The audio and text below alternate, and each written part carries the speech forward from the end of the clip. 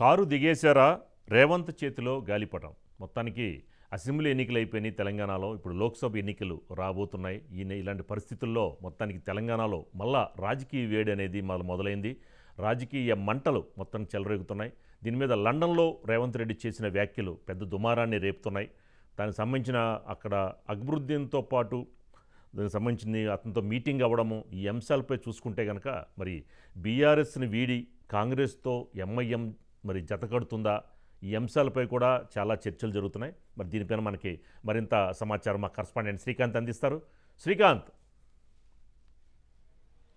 ఏంటి రేవంత్ చేతిలోకి మరి అంటే కాంగ్రెస్కి వైపు ఎంఐఎం చూస్తుంది అనుకోవచ్చా? ఎలా చూడొచ్చు అంటారు? రేవంత్ అక్బరుద్దీన్ మీటింగ్ ఎలా చూడొచ్చు అంటారు?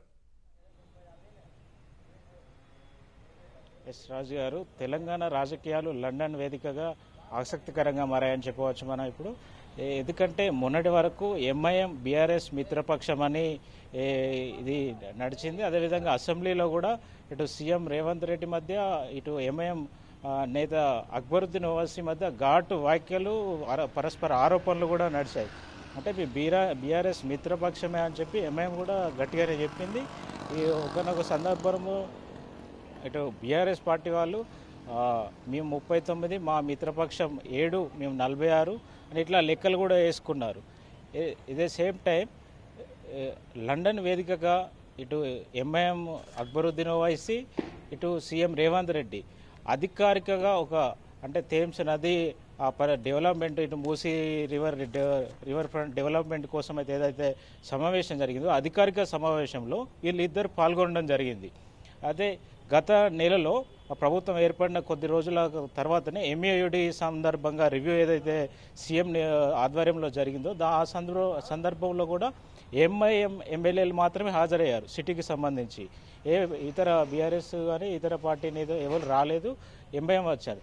అయితే ఈ లండన్ వేదికగా మాత్రం ఎంఐఎం కారు దిగి కాంగ్రెస్ వైపు వెళ్తుందా అనే ఊహాగానాలకు మాత్రం వీళ్ళు తెరలేపని చెప్పొచ్చు.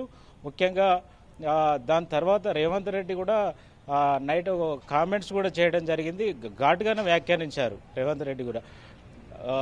టీఆర్ఎస్ పార్టీ పార్లమెంట్ ఎలక్షన్లో నిషాన్ అంటే మీకు గుర్తు లేకుండా చేస్తాం, 100 మీటర్ల లోపల పాతి పెడతాం, బుంద పెడతాం అనేటువంటి ఘాటు వ్యాఖ్యలు చేశారు. దీని మీద తెలంగాణలో ప్రస్తుతం రాజకీయ దుమారం రేగుతుంది.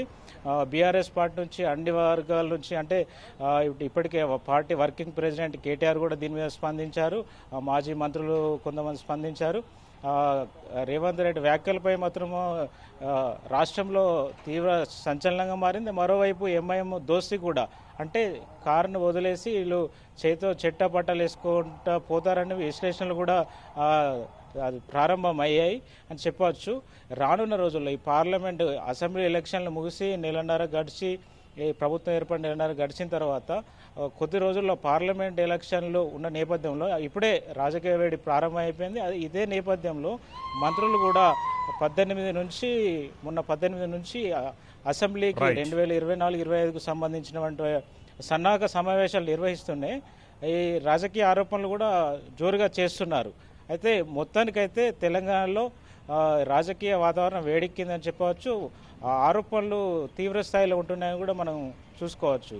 రాజు, thank you Srikanth, thank you very much.